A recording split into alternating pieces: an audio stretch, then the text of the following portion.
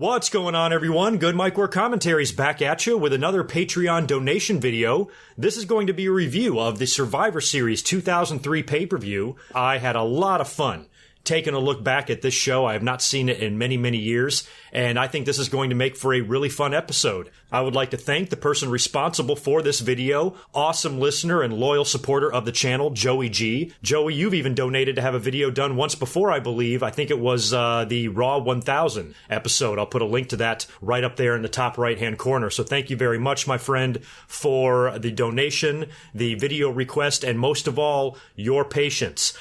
Joey did donate quite a while back, but it was right in the middle of WrestleMania season, and I had to get through that. Then I went on vacation, then my grandmother passed away, then my father passed away, and life has been very busy, and I finally have now gotten around to recording this video. And Joey, I apologize for the delay. I did not foresee a lot of these things happening, and you are awesome for being patient, and hopefully you and everybody else will enjoy this review. However, before we get into the review, I need to take this opportunity to let you guys know about a couple of things. In the past couple of weeks on my channel, all I have been doing is live streams, and I've been mentioning some of the plans I have for the channel in those live streams. But if for any reason you have missed those, because not everybody watches the live streams and the live episodes, I have been letting you guys know that the channel is going to be undergoing kind of a facelift, kind of a repackage, if you will, in the next couple of months throughout the summer. This is something that I've been thinking about for quite a while. Some of you might remember about a year ago, I was talking about this. I was thinking about sinking a bunch of money into the channel just to really give it an upgraded look. And I already have some pretty decent, I've got good computers and good audio equipment and all of that, but I really wanted to upgrade everything a little bit more. And I finally decided to pull the trigger on that now. And this is going to be a full overhaul, brand new computer, brand new camera. We're going to get some lighting. I got a new desk coming that's going to allow me to change around my environment to where when I am on camera, you're not going to be staring at my kitchen anymore, and you're actually going to be looking at my media shelf that is very nicely decorated, and just going to give the channel an upgrade, a facelift, and give it a more polished look. And there probably is going to be a lot more of me on camera moving forward, because one of the things I've wanted to tackle in this new channel kind of, I don't want to say relaunch, but this channel overhaul, is that I want to figure out a way to give you guys even more content that I already do that is of higher quality, but also takes less time to do. So I'm upgrading things like my video editing software as well, and paying a ton of money to get some of that, and just try to really take this channel to the next step, because I've had a lot of awesome and loyal support over the years. You guys are great, but as of right now, my subscribers are still under 30,000, and I would like to take things up another notch. So I decided it's time to change, it's time to evolve, and I think in order to grow and to expand, you have to change and you have to come up with new ideas, and that's what I'm doing. You're still going to get the same old Greg. It's still going to be me saying the same old stuff, but how I structure videos and even podcasts is going to slowly change and slowly evolve over the next couple of months. And by the time we get into the fall, this channel should have a whole new look. And so it's going to be pretty much a top to bottom thing. So that's what I'm working on behind the scenes right now, which is why currently on the channel, all you're going to get out of me for the next few weeks is live streams, because I'm doing a lot of stuff behind the scenes and I am still dealing with a lot in my personal life. So that's why I decided this would be a perfect time to make any changes that I've wanted to make for a long time. And on top of that, WWE is kind of in the shitter right now. Currently in the month of May 2019, ratings are at an all-time low, fan interest is at an all-time low, and fan frustration is at an all-time high. So if there's ever a time for me to kind of get some maintenance work done behind the scenes, I think this is it. So you'll slowly start seeing these changes in the next few weeks, and I really think you're going to like what I have in store. And I'm also going to have some new video concept ideas and video segments in store. So that brings me to my next announcement. For the time being, at least for right now, this may be brought back later, but I am going to suspend this video segment. The donation videos, you donate $100 to the channel on Patreon or PayPal, and I'll do a video review on any wrestling related topic that you want. I'm going to temporarily suspend this segment until I get on the other side of these YouTube changes, because I don't want any videos getting in the way of what I'm trying to do. And if somebody does not hear this announcement and then they donate $100 and want a video done, I'll offer them two options. They can either wait to have their video done in a couple of months, or I will offer them a full refund right there on the spot. So just keep that in mind moving forward. My podcast reviews and my episodes will probably remain mostly the same, but I am going to tweak up a little bit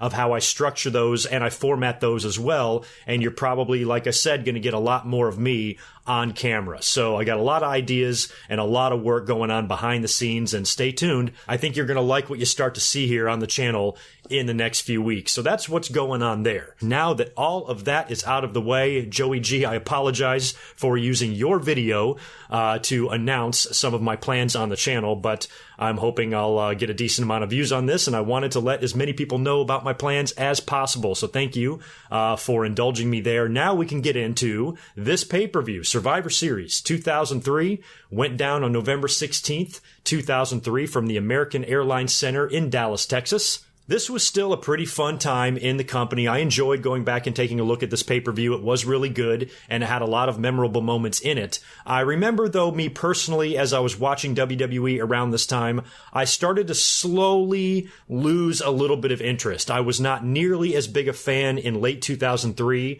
that I was in late 2000 or early 2001, for example.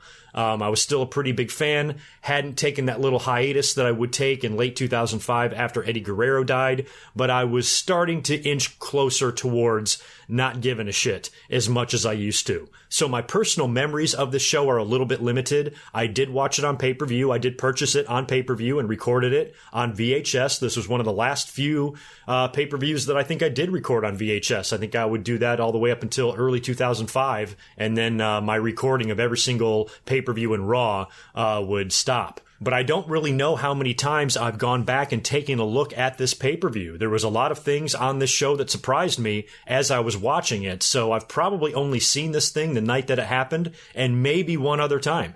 And there's a lot to get into here, and there's a lot to discuss. This was a loaded show, and this was during the brand split. You know, Raw and SmackDown were separated in 2002, so you did have, you know, two separate brands here and two separate world champions and a whole bunch of shit going on. And it was just a really interesting time in a lot of ways. The show opens up with Team Angle versus Team Lesnar.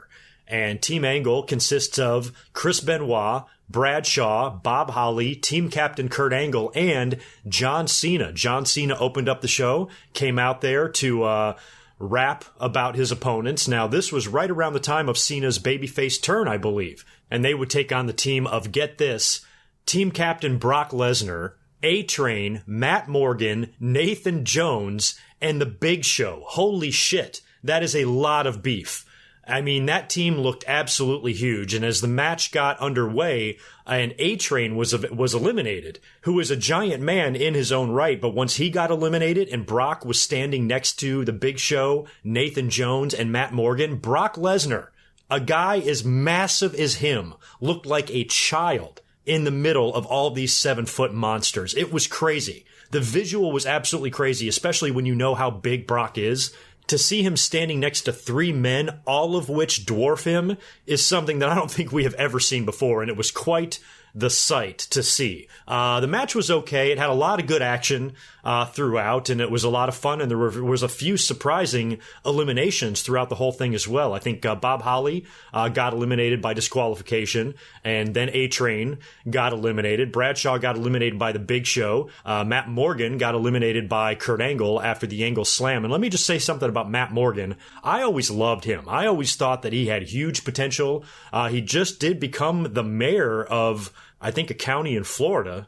So he's into politics now. Congrats to him. But I'm really surprised that he never really became a huge star. WWE had him for a while. TNA had him for a while. He did some things, but I thought the dude was physically impressive. He was pretty good in the ring. I thought he was good on the mic. And when he called himself the Blueprint in later years, I thought that was pretty accurate. I mean, this guy looks physically like someone that Vince McMahon would love. I mean, just like a giant man. He loved those 7-footers. You know, if Matt Morgan would have been around in 1995, you know, he would have been the man, not Diesel. Matt Morgan would have eaten Diesel on the food chain had he been around during that time.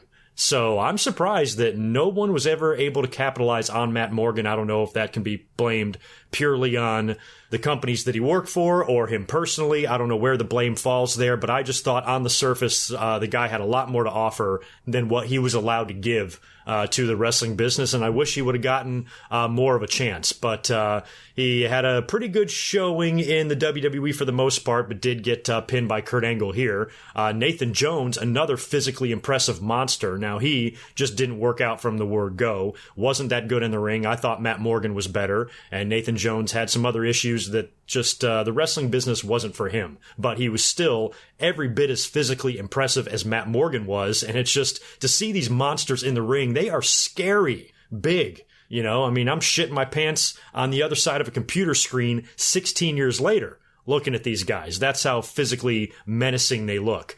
But Nathan Jones wound up tapping out to Kurt Angle's ankle lock, and then Kurt Angle got eliminated by Brock Lesnar after an F5, and then Brock Lesnar taps out to the crossface. I wasn't expecting that. I didn't remember that. So when Benoit had Brock in the crippler crossface and Brock taps out, I was like, wow.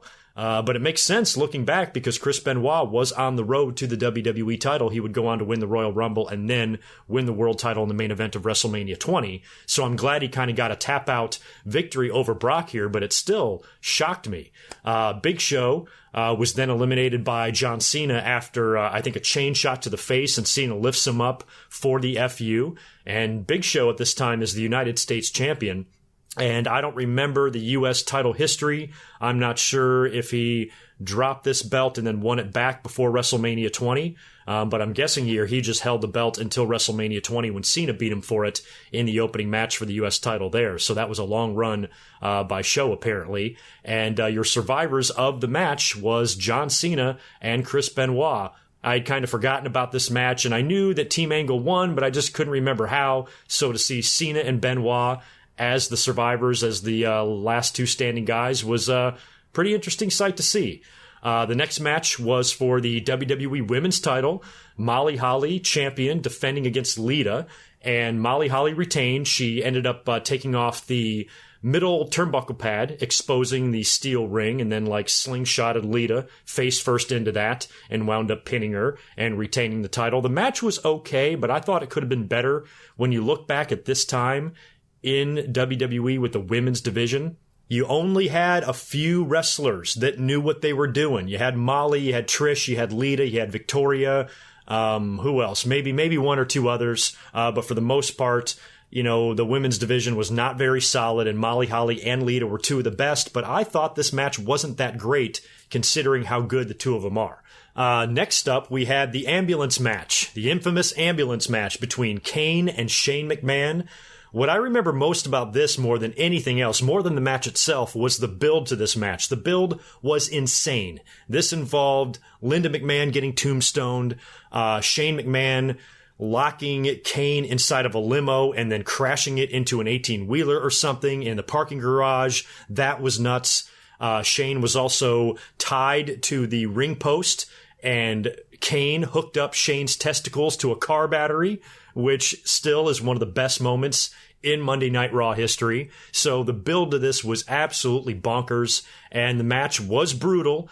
This was everything that I expected it to be. I do remember this one a little bit more. I remember watching this on pay-per-view that night, because when I was seeing a lot of the bumps that were taken, I remembered most of them, even the big coast-to-coast that Shane McMahon did off of the top of the ambulance, landing on the trash can right into Kane's face. That was a pretty crazy spot, and just they were all over the place. They were in the back as well. I think Shane McMahon backed into Kane with an SUV, and Kane went flying into some sort of a security booth, and glass broke. I mean, they were all over the place. Eventually, you knew Kane was going to have to win this match. Kane's a badass monster, one half of a brother of destruction. There's no way Shane is going to beat this guy, no matter what kind of weapons he uses. And eventually, Shane takes a tombstone on the concrete floor, and then Kane tosses him in the ambulance and closes the door and wins the match, putting a lid on that whole feud and that angle. But that was a lot of fun.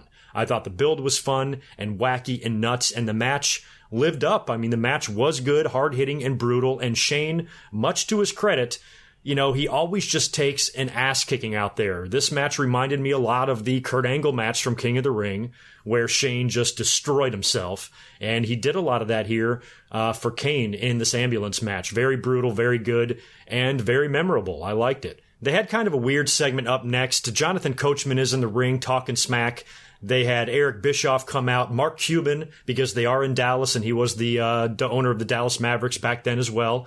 And he was at ringside, so they get him in the ring to push around Eric Bischoff. Bischoff gets in his face, and Mark Cuban shoves him down pretty hard, too. Pretty stiff shove by Mark Cuban there. And then Randy Orton hits the ring right after that and gives Mark Cuban an RKO. So that was pretty good. We then cut backstage to Evolution, hanging out, or the rest of Evolution, I should say, hanging out with a bunch of chicks. Triple H is in the main event. He's got a title shot against Goldberg for the World Heavyweight title, and he's back there drinking with strippers, taking off his shirt and nibbling on his ear and everything. And then Ric Flair and Batista have got chicks hanging all over them as well. Randy Orton barges in to inform the rest of Evolution about what he did to Mark Cuban.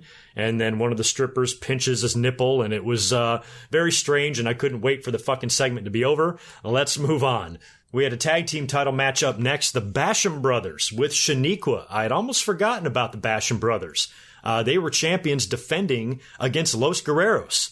And the Bashams would wind up winning. Shaniqua got all involved in this match to the point where the Guerreros got their hands on her, brought her into the ring, and Eddie hits her with a frog splash after Chavo clotheslines her. And then Chavo puts her over his knee and starts spanking her. Oh my God. 2003, ladies and gentlemen. Imagine trying to get away with some of that shit now. My God. And I remember Shaniqua. I don't remember what the story with her was and why she didn't make it. I always thought she had an amazing look. I want to say her name was like Linda Miles, I think. And I don't remember why she never panned out in WWE. I don't think she was really that great or that great of a worker, but based on look alone, I thought the chick had it all. I thought she was badass.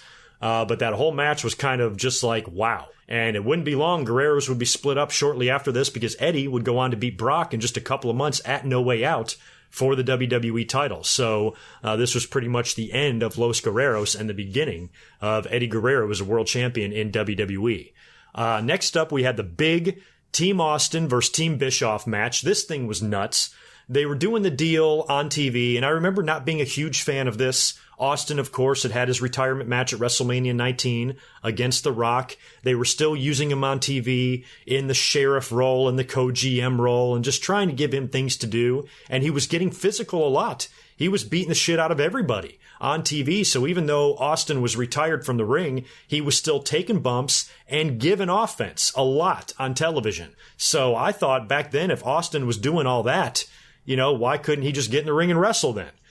He was fighting everybody, and they wound up turning that into a storyline where Linda McMahon says, as co-GM with Eric Bischoff, you can't just go around kicking the shit out of everybody whenever you want. So from now on, you're not allowed to put your hands on anybody unless you're provoked.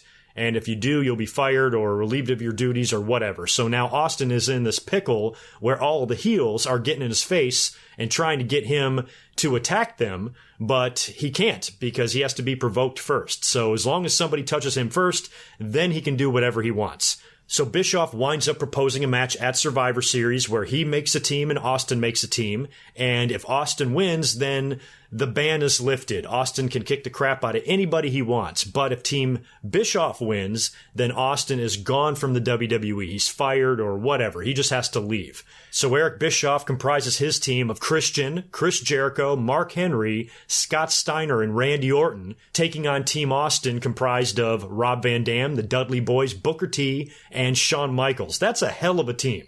And the match was good. The match got really dramatic at the end. Probably my favorite thing about this match is that both teams came out to one entrance music. That was very old school. I mean, every single pay-per-view, WWE has to give everyone their own entrances. And in many cases, even tag teams get their own separate entrances for the two team members. It's nuts. So here in 2003, to see two 5-man teams come out to one theme song was awesome. Team Bischoff came out to Eric Bischoff's theme, and Team Austin came out to Stone Cold Steve Austin's theme. Very crazy to watch Shawn Michaels and Rob Van Dam come down to the ring to Stone Cold Steve Austin's music. I thought that was great, and it saved a shit ton of time and was old school, so I appreciated that. I think we had Scott Steiner eliminated first by Booker T. Booker was then eliminated by Mark Henry, who was then eliminated by RVD and the Dudleys after a 3D into a frog splash spot, which was really cool. Team Austin goes right downhill after that when RVD is eliminated by Randy Orton, Devon is eliminated by Jericho, and Bubba gets eliminated by Christian after the Unprettier, leaving a 3-on-1 situation for Shawn Michaels. It's going to be Shawn versus Christian, Jericho, and Orton. Holy shit. And Shawn winds up blading hard on the outside of the ring. Christian slingshots him right into the ring post, and Shawn just blades ear to ear. Just an uncomfortable amount of blood on Shawn Michaels' face. He winds up nailing Christian with the sweet chin music and pinning him.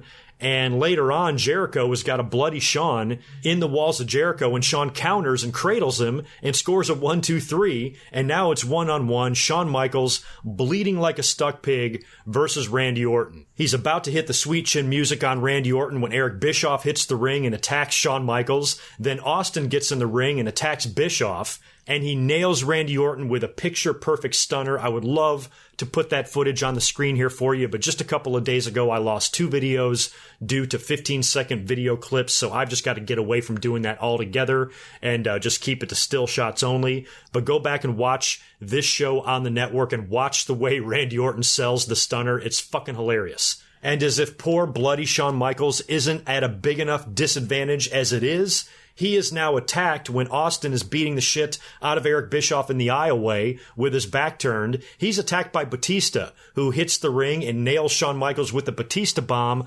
allowing Randy Orton to pin Shawn Michaels and win for Team Bischoff being the sole survivor, and that means Steve Austin is out of the WWE. Now, this I actually didn't like, and I got to criticize the show here a little bit. I thought they took this way overboard. I even remember watching this knowing that Austin wasn't really leaving WWE, that he would find a way to be back, and it would not take long for him to come back.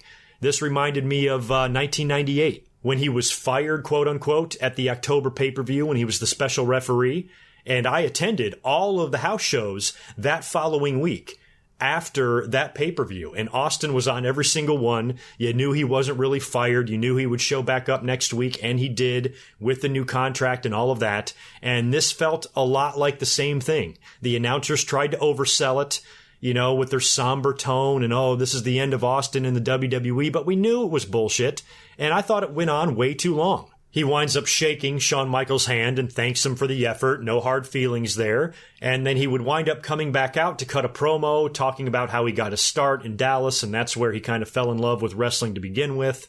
Cuts a long, heartfelt promo, toasts the fans a couple more times with the beer. They even had Jonathan Coachman come out there so he could take a stunner and the fans could watch Austin beat the shit out of somebody one last time and kind of leave happy sort of thing. But I just thought the whole thing went on too long. I thought the match itself was all you needed to do there. I don't mind Austin having a little send-off or saying goodbye to the fans because in storyline he's leaving.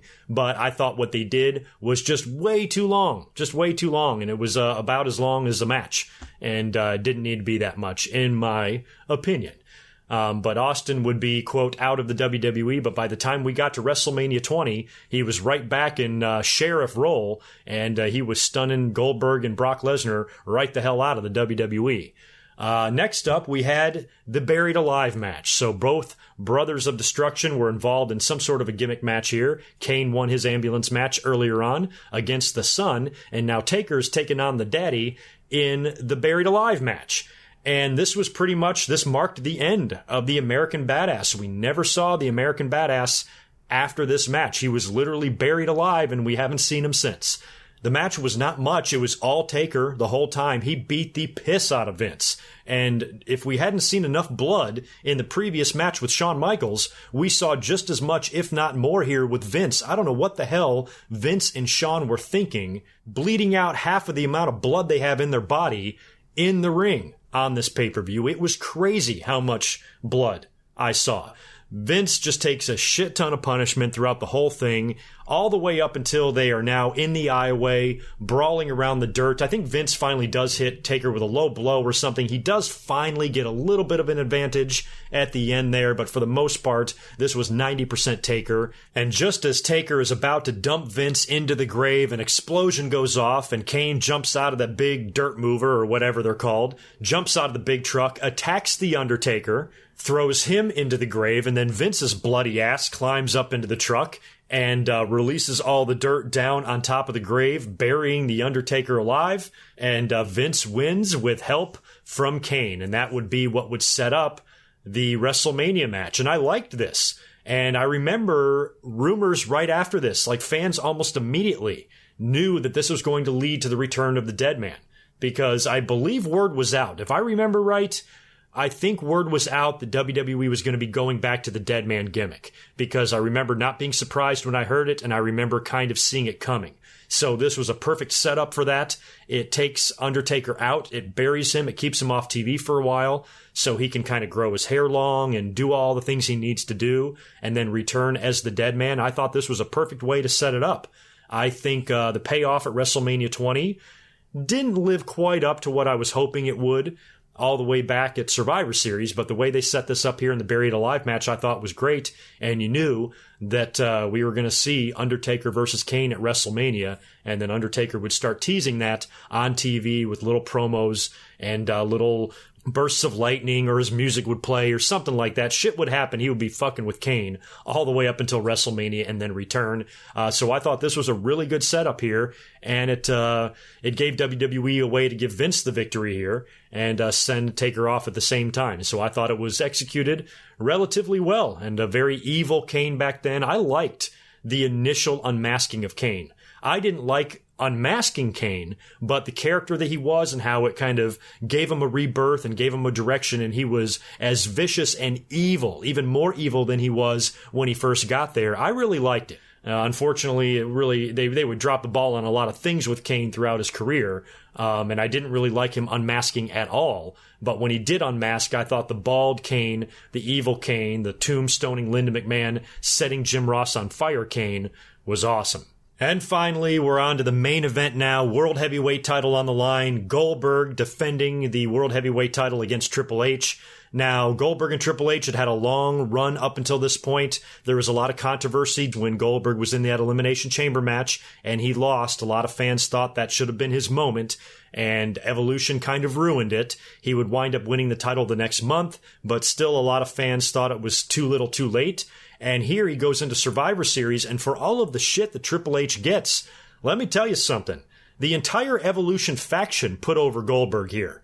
I mean, Goldberg beat the crap out of all of them, annihilated every single one of them with the sledgehammer, and he was doing it on one leg because in storyline, he had his leg attacked and injured by Evolution. So Goldberg is going out there in like a 4-on-1 situation, and he's injured, and he wins, beats Triple H clean.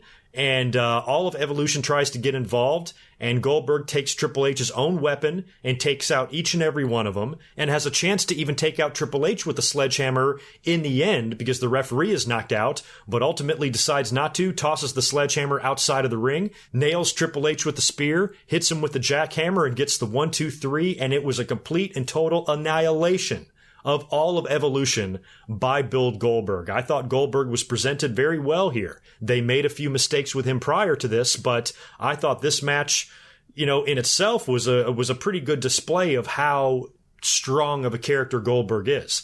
Now, I think it would be the very next month that he would lose that title. I think at Armageddon, correct? Won it like a triple threat with Kane or something like that. So Triple H would get that belt back. But for Survivor Series, for the main event, for the final match, this was all Goldberg. There really wasn't much more to say about it. So even though Goldberg didn't have really the greatest run in WWE, and a lot of people look back on it as a failure, and Goldberg said he didn't really enjoy his time there. He had tension with Vince McMahon and Triple H, and there was heat and politics and bad feelings and egos and a lot of things going on. I don't think it was that bad. I understand the mistake at SummerSlam, kind of like in SummerSlam 2010 when John Cena beat all of Nexus. Goldberg not winning in that Elimination Chamber did disappoint a lot of fans, but I don't think it was that damaging. You know, Goldberg did win the title the next month, beating Triple H, and then he completely annihilated everybody here at the Survivor Series. So if a mistake was made at SummerSlam, I think it was made up for here. But the very next month, they would take the belt off of Goldberg. I'm guessing that's because they were under the impression that Goldberg would not be sticking around after WrestleMania. You know, he was only a few months away from being done here, so I understand that they had to get the belt off of him. But had he decided to re-sign or something, I thought they could have ran with Goldberg for a little bit longer. Goldberg and Brock could have worked for the World Heavyweight title had neither guy left at WrestleMania 20. Imagine that match. For that time, I think that would have been appropriate title match or maybe even main event for WrestleMania. Chris Benoit and Eddie may have never gotten their opportunities had Brock and Goldberg not chosen to leave WWE. I think they could have built to that and not only have Brock and Goldberg face each other, but face each other for a championship. And I think the fans would appreciate the match more as well and not shit on it as much as they did at WrestleMania 20. But as far as Goldberg's performance and the way he was booked and presented here at Survivor Series, I thought the guy never looked stronger, and I thought it was pretty good. And during this time, it was always a pleasure to watch Triple H lose. So overall, if I'm going to grade this pay-per-view looking at it now, I'll give it a B. I'll give it a solid B. I'm not going to give it an A or an A+ or anything like that. But it was entertaining for the most part from top to bottom. A lot of good matches, a lot of hard hitting, a lot of blood, a lot of attitude, a lot of all that stuff we missed from back then. And there definitely was a lot of lingering magic, kind of like an afterglow of the Attitude Era that still existed in 2003, and it was still visible, and you still had those nights that just felt really electric, where the environment was just, you know, jacked and excited, and I thought the crowd in Dallas had a good time at this pay-per-view, and I had a great time watching it. So thank you very much again, Joey G, for your very generous donation and the request to do this video review. It was fun, and it's always fun to go back and take a look at these old shows. And just to reassure you, these retro reviews aren't going anywhere. They might just look a little bit different during the summer. That's why I'm kind of suspending the donation videos for right now until I kind of hammer out the new format style and how I'm going to do and structure videos. So I am definitely going to continue to review pay-per-views like this all the time. Thank you very much for listening and hanging out. Let me know all of your thoughts and your memories, if you have any, of the Survivor Series 2003 and what you liked and disliked about this pay-per-view. Thanks again for watching. Y'all be good. I'll talk to you real soon. Until then, peace. This has been a Good Mike Work Commentaries production. Be sure to subscribe on YouTube at youtube.com/GoodMicWork. Follow Greg Morgan on Twitter at GoodMicWork and visit GoodMicWorkCommentaries.com for all the latest podcast and video content.